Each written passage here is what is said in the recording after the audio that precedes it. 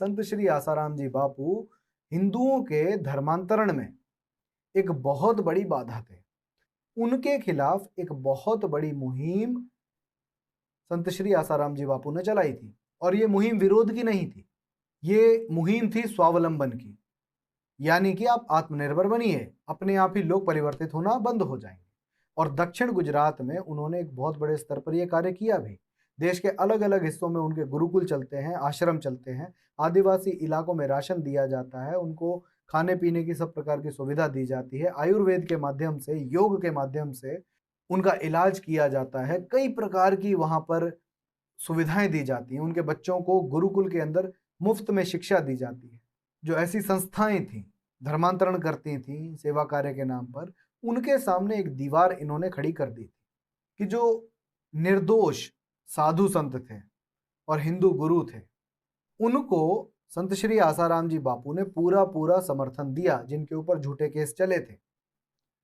फिर चाहे वो साध्वी प्रज्ञा हो, चाहे बाबा रामदेव हो, चाहे शंकराचार्य जयेंद्र सरस्वती जी हो, तो जब इतना ताकतवर व्यक्ति, वो भी एक साधु, समाज में सामने आके खड़ा हो जाता है, तो जितने भी भारत विरोधी ताकतें हैं या हिंदू विरोधी ताकतें हैं, वो पूरी तरह से नष्ट होने की कगार पे आ जाती हैं। और शायद यही एक बहुत बड़ा कारण था जिसकी वजह से उनको एक षड्यंत्र का भाग बनाया गया।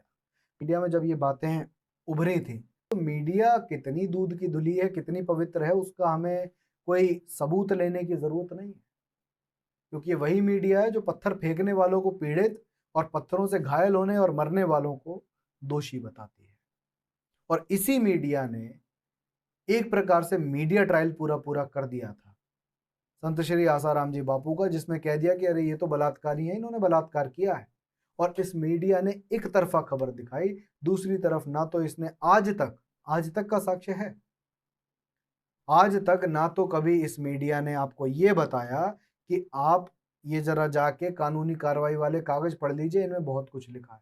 या कोई मीडिया वाला खुद ही बता देता कि जी हम बता देते हैं इसमें क्या क्या लिखा है। आप मत बताइए कि कौन दोषी है कौन नहीं है, आप स्पष्ट रूप से बस इतना बता दीजिए कि उस कानूनी कार्रवाई में, उस प्रक्रिया में है क्या। कई प्रकार से आसाराम बापू और उनकी जो पूरी की पूरी संस्था है, उसके ऊपर इस प्रकार के दबाव बनाए गए कि अगर आप पैसा दे दोगे तो शायद आपके खिलाफ ना बोला जाए। और अगर वो दे भी देते तो मैं मानता हूं कि बात सत्य थी, लेकिन उन्होंने सत्य में विश्वास रखा और कहा कि मैं मीडिया को पैसे नहीं दूंगा।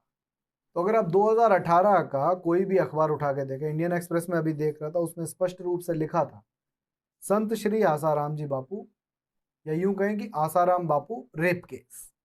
इतने अनपढ़ हैं ये, इन्हें कानूनी प्रक्रिया नहीं पता, या सिर्फ आपकी आंखों में धूल झोंकने का काम करते हैं, क्योंकि इनका घर तो इसी से चलता है। ठीक है, सैलरी तो मिल जाएगी, एक्स्ट्रा भी तो कमाना है, और सत्य बोल के एक्स्ट्रा कमाया नहीं जा सकता। तो ये तो हमारी मीडिया की सत्यता, जिसको पैसे देने से आसाराम जी बापू ने मना कर दिया। दे देते तो शायद इनके बारे में भी अच्छी अच्छी बातें होती फिर।